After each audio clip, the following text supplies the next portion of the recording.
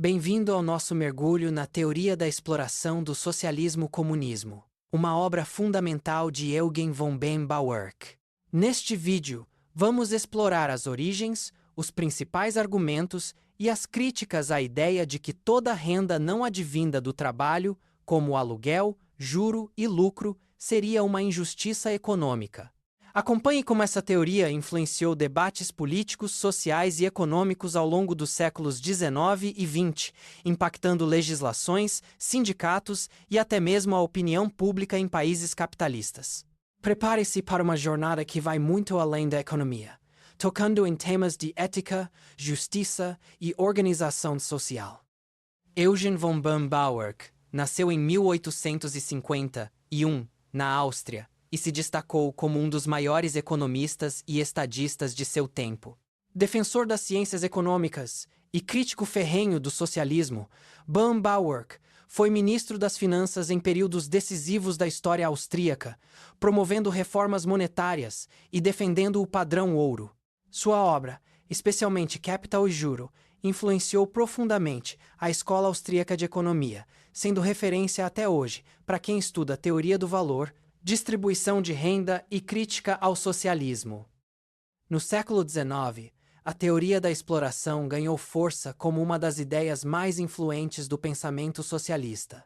Sua aceitação se expandiu no século XX, com mais de um terço da humanidade vivendo sob regimes comunistas e outro terço sob sistemas socialistas.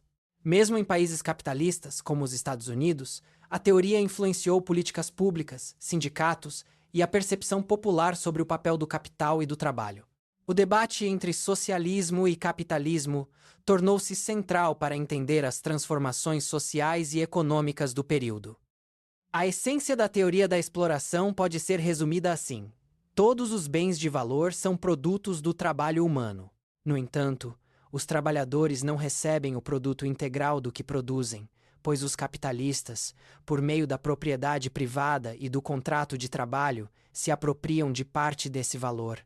O juro de capital seria, portanto, uma parcela do produto do trabalho alheio obtida através da exploração da condição de necessidade dos trabalhadores. Essa ideia fundamenta grande parte das críticas socialistas ao capitalismo. Adam Smith e David Ricardo são frequentemente citados como precursores da teoria da exploração, embora não tenham levado suas ideias às últimas consequências. Ambos defendiam que o valor dos bens era determinado pela quantidade de trabalho incorporado, mas não chegaram a afirmar que os trabalhadores deveriam receber todo o valor produzido. Seus seguidores, porém, desenvolveram essa lógica, levando à conclusão de que os capitalistas se apropriam injustamente de parte do valor criado pelos trabalhadores. Além de Smith e Ricardo, outros pensadores como Locke, James Stewart e Sonnenfels também abordaram ideias próximas à teoria da exploração. Locke, por exemplo, destacou o trabalho como fonte de valor e chegou a considerar o juro como fruto do trabalho alheio. Essas ideias, presentes em diferentes graus na literatura econômica, prepararam o terreno para o desenvolvimento sistemático da teoria da exploração no século XIX. William Thompson foi um dos primeiros a sistematizar a teoria da exploração. Ele partiu da premissa de que o trabalho é a fonte de todo valor e concluiu que os trabalhadores deveriam receber todo o lucro do que produzem. Para Thompson, salários baixos e a apropriação da mais-valia pelos capitalistas representavam descontos injustos no produto do trabalho, estabelecendo as bases para críticas mais radicais ao sistema capitalista. Sismondi, importante economista francês, também contribuiu para a teoria da exploração, embora não tenha condenado explicitamente o juro de capital. Para ele, toda a riqueza provinha do trabalho, mas a organização social permitia que proprietários de terra e capital se apropriassem da maior parte dos frutos do trabalho alheio. Sismondi serviu de ponte entre os clássicos e os socialistas, influenciando a evolução do pensamento econômico. No século XIX, a teoria da exploração foi amplamente adotada e desenvolvida por socialistas como Proudhon, Rodbertus e Lassalle. Eles argumentavam que o trabalho deveria ser a única fonte de valor e que o sistema capitalista, ao permitir a apropriação de parte desse valor por capitalistas, promovia uma exploração sistemática dos trabalhadores. Essa visão se tornou central para o pensamento socialista e comunista, influenciando movimentos políticos e sociais em todo o mundo. Proudhon, autor de Contradições Econômicas, defendia que o trabalho cria todo o valor e que o trabalhador tem direito ao produto integral de seu trabalho. Para ele, o contrato de salário era uma forma de engano, pois o trabalhador recebia menos do que produzia, enquanto o capitalista se apropriava da diferença. Proudhon via o juro como um imposto adicional sobre o trabalho, reforçando a ideia de exploração. Rodbertus, considerado o pai do socialismo científico, desenvolveu uma doutrina profunda sobre a distribuição dos bens.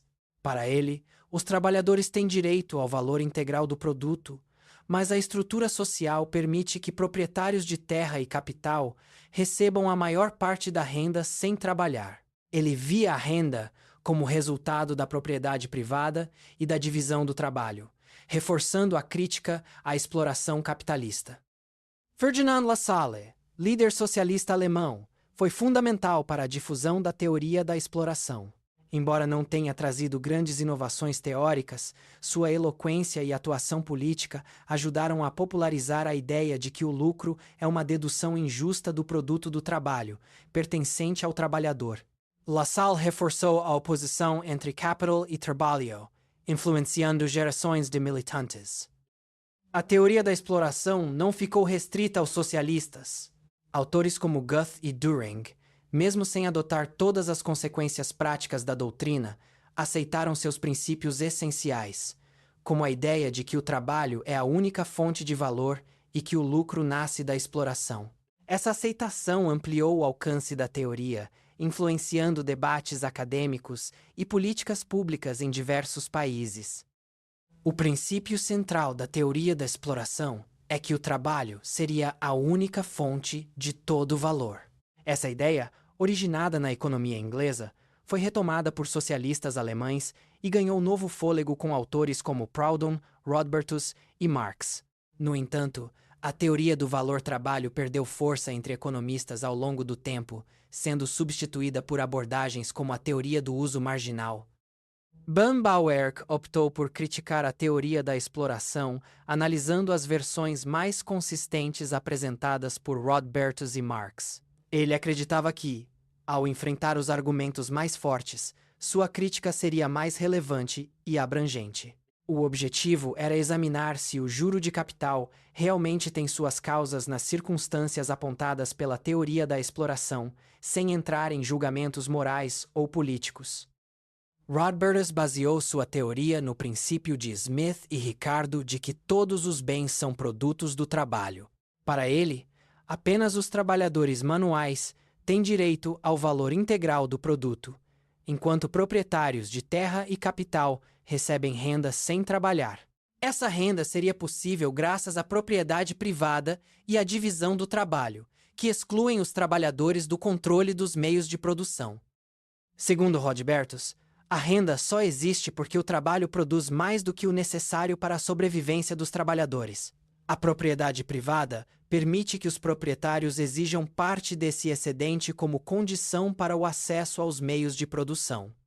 Assim, a renda seria fruto da exploração, ou até mesmo um roubo do produto do trabalho alheio, reforçando a crítica ao sistema capitalista. Rodbertus argumentava que, quanto maior a produtividade do trabalho, maior seria a exploração, pois o trabalhador continuaria recebendo apenas o mínimo necessário, enquanto o excedente aumentaria nas mãos dos proprietários. Essa lógica reforçava a ideia de que o progresso tecnológico e o aumento da produção não beneficiavam proporcionalmente os trabalhadores, mas ampliavam a desigualdade. Rodbertus dividiu a produção em bruta e manufaturada, explicando que a renda total deveria ser repartida conforme o custo de trabalho empregado em cada etapa.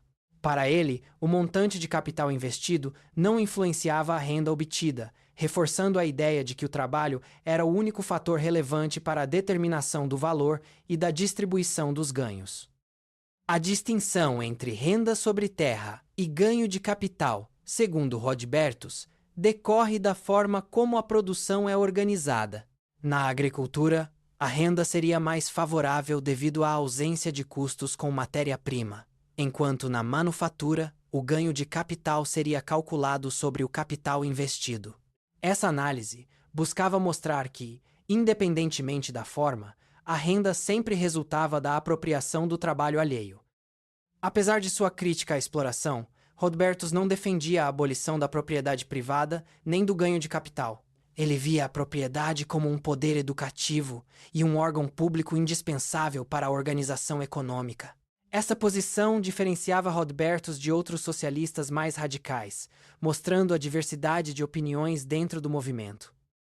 Bumbleworth inicia sua crítica apontando que é errado afirmar que todos os bens são apenas produto do trabalho. Ele argumenta que bens naturais como ouro ou terras férteis também têm valor econômico, mesmo sem trabalho humano envolvido. Essa observação desafia o princípio central da teoria da exploração e abre caminho para uma análise mais ampla dos fatores de produção. Bumbleworth também questiona o uso de Smith e Ricardo como autoridades para sustentar a teoria da exploração. Ele observa que ambos afirmaram o princípio do valor-trabalho apenas de forma axiomática, sem fundamentação sólida, e nem sempre foram coerentes em suas posições. Assim, a teoria da exploração não pode se apoiar apenas em nomes consagrados, mas precisa de argumentos consistentes. Ao analisar os custos de produção, Bumbleworth reconhece que o trabalho é um fator importante, mas destaca que outros elementos, como recursos naturais e capital, também envolvem custos e influenciam o valor dos bens. Ele argumenta que limitar o conceito de custo apenas ao trabalho é uma simplificação inadequada que ignora a complexidade da produção econômica. Bumbleworth enfatiza que a natureza desempenha um papel fundamental na produção de bens econômicos. Ele cita exemplos como pepitas de ouro ou vinhos de qualidade, cujo valor não pode ser explicado apenas pelo trabalho envolvido. Essa análise reforça a crítica à teoria do valor-trabalho e sugere que a economia deve considerar múltiplos fatores na determinação do valor. A crítica de Bumbleworth mostra que a teoria do valor-trabalho não consegue explicar adequadamente a formação dos preços e a distribuição da renda. Ele argumenta que fatores como utilidade, escassez e preferências dos consumidores também influenciam o valor dos bens, tornando a abordagem dos socialistas insuficiente para compreender a realidade econômica. Para ilustrar sua crítica, Bumbleworth utiliza o exemplo do ouro encontrado por acaso em uma propriedade. Mesmo sem trabalho envolvido, esse ouro possui valor econômico e será cuidadosamente administrado pelo proprietário. Esse exemplo evidencia que o valor dos bens não depende exclusivamente do trabalho, mas também de fatores naturais e circunstanciais. Outro exemplo citado por Bumbleworth é o vinho do Reno, que, apesar de exigir o mesmo trabalho que outros vinhos, alcança preços muito mais elevados devido à qualidade natural da uva e do solo. Esse caso reforça a ideia de que o valor dos bens é determinado por múltiplos fatores, não apenas pelo trabalho empregado em sua produção. Bumbleworth argumenta que a administração eficiente dos recursos naturais é fundamental para a economia. O desperdício de bens raros, como minerais ou madeira, afeta diretamente o bem-estar das pessoas e da sociedade, independentemente de quem seja o proprietário. Isso mostra que o valor e a gestão dos recursos vão além do simples trabalho manual. A discussão sobre propriedade e direito legal é central para entender as críticas de Bumbleworth. Ele destaca que, independentemente do sistema de propriedade, privada, comum ou sem direito estabelecido, o uso e o valor dos recursos naturais afetam pessoas e comunidades. O importante é reconhecer que a economia envolve múltiplos agentes e interesses. Bumbleworth enfatiza que o capital, assim como o trabalho e a natureza, desempenha um papel essencial na produção de riqueza. Ele critica a visão socialista de que o capital seria apenas um instrumento de exploração, argumentando que o investimento em máquinas, tecnologia e infraestrutura aumenta a produtividade e beneficia toda a sociedade. A teoria do uso marginal, desenvolvida por economistas austríacos, oferece uma alternativa à teoria do valor-trabalho. Segundo essa abordagem, o valor dos bens é determinado pela utilidade que eles proporcionam aos consumidores na margem, ou seja, pela importância do uso adicional de um bem. Essa teoria explica melhor a formação dos preços e a distribuição da renda na economia de mercado. A teoria da exploração teve consequências profundas na legislação trabalhista, na criação de sindicatos e na formulação de políticas de redistribuição de renda. Ela justificou a intervenção do Estado na economia, a imposição de salários mínimos e a taxação progressiva, com o objetivo de corrigir as supostas injustiças do sistema capitalista. No entanto, Bauer alerta para os riscos dessas políticas, como desemprego e estagnação econômica. Os sindicatos de trabalhadores encontraram na teoria da exploração uma justificativa para sua existência e atuação.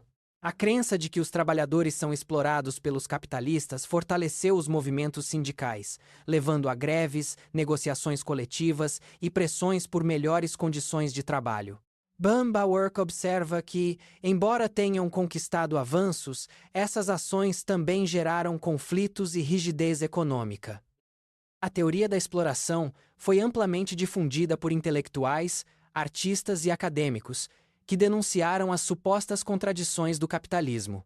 Essa influência moldou a opinião pública, levando muitos a apoiar políticas socialistas e a enxergar o empresário como explorador.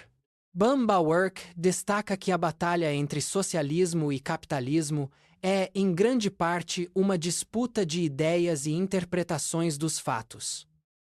Bauer argumenta que a adoção da teoria da exploração e das políticas inspiradas por ela trouxe consequências econômicas negativas. Ele aponta que legislações de salário mínimo e intervenção estatal criaram desemprego, descontentamento e estagnação. O seguro social compulsório, segundo ele, enfraqueceu a autoconfiança e a responsabilidade individual dos trabalhadores. A taxação progressiva e a redistribuição de renda, defendidas pelos adeptos da teoria da exploração, visam corrigir desigualdades, mas, segundo Bauer, acabam prejudicando o crescimento econômico. Ele argumenta que impostos elevados desestimulam o investimento e a inovação, levando à estagnação e ao desperdício de recursos. Bauer observa que, embora os sindicatos tenham conquistado avanços para os trabalhadores, suas ações também reduziram a eficiência do trabalho e aumentaram o desemprego. Ele alerta para o perigo de uma economia excessivamente controlada por sindicatos e pelo Estado, que pode levar ao coletivismo radical e à perda de liberdade individual. Para Bauer, a adoção das ideias socialistas e da teoria da exploração abre caminho para o totalitarismo e o comunismo. Ele defende a empresa privada como pilar da liberdade e do progresso econômico, argumentando que o controle estatal excessivo leva à opressão e à estagnação. Sua crítica é, acima de tudo, uma defesa da liberdade individual e da cooperação voluntária. A Escola Austríaca de Economia, representada por Bauer, Karl Menger e outros, desenvolveu uma crítica consistente à teoria da exploração. Eles enfatizaram a importância do capital, da inovação e do empreendedorismo para o progresso econômico, rejeitando a ideia de que o lucro e o juro seriam necessariamente frutos de exploração. Para os austríacos, a cooperação voluntária e o mercado livre são essenciais para a prosperidade. O debate entre a teoria da exploração e suas críticas é fundamental para entender os rumos da economia e da sociedade moderna. Ele envolve questões de justiça, eficiência, liberdade e progresso, influenciando políticas públicas e a vida de milhões de pessoas. Compreender os argumentos de ambos os lados é essencial para formar uma visão equilibrada e informada sobre o papel do trabalho, do capital e do Estado. As discussões sobre exploração, valor do trabalho e papel do capital continuam atuais. Em um mundo marcado por desigualdades, avanços tecnológicos e mudanças no mercado de trabalho, as ideias de Ban Bawerk e dos socialistas ainda inspiram debates sobre justiça social, políticas econômicas e o futuro do capitalismo. Refletir sobre essas teorias nos ajuda a buscar soluções mais equilibradas e sustentáveis. A teoria da exploração do socialismo-comunismo permanece uma referência indispensável para quem deseja compreender as raízes e os desdobramentos das ideias socialistas e suas críticas. A clareza, a lógica e a profundidade da análise de Ban Bawerk fazem desta obra um marco na história do pensamento econômico, influenciando gerações de estudiosos e formuladores de políticas. Neste vídeo percorremos as origens, os principais argumentos e as críticas à teoria da exploração. Vimos como essa ideia moldou políticas, movimentos sociais e debates acadêmicos, e como a crítica austríaca oferece uma perspectiva alternativa sobre valor, trabalho e capital. O desafio permanece: como construir uma sociedade justa, eficiente e livre, conciliando interesses diversos e promovendo o bem-estar de todos? Obrigado por acompanhar este mergulho na teoria da exploração do socialismo-comunismo. Esperamos que este conteúdo tenha ampliado sua compreensão sobre um dos debates mais importantes da história econômica. Continue explorando, refletindo e questionando. O conhecimento é a chave para uma sociedade mais consciente e preparada para os desafios do futuro.